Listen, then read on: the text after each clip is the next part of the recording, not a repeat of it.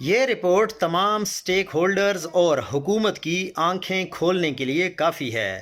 یہ وہ سچ اور حقیقت ہے جسے ہم تسلیم کرنے کو تیار نہیں ہیں، مگر آئی ایم ایف کے سامنے اپنا سارا کچا چٹھا کھول دیا ہے، کیونکہ ان کے ساتھ معاہدے کا یہ حصہ تھا کہ یہ رپورٹ پبلک کی جائے گی، ورنہ پاکستان کو آئندہ قسط جاری نہیں ہونی تھی۔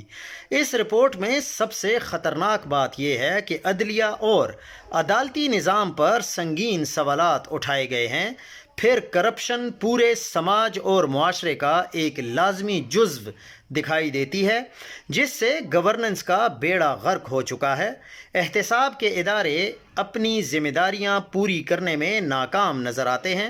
پھر سرمایہ کاروں کے لیے سہولیات کی کمی اور پابندیاں ہونا بھی پاکستان کے لیے بہت بڑا چیلنج ہے۔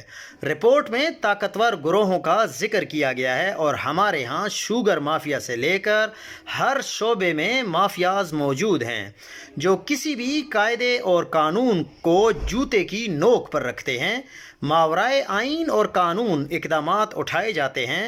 قصہ مختصر، یہ رپورٹ حکومت سمیت ہم سب کو آئینہ دکھاتی ہے، لیکن ہم اس آئینے میں اپنا چہرہ دیکھنا نہیں چاہتے۔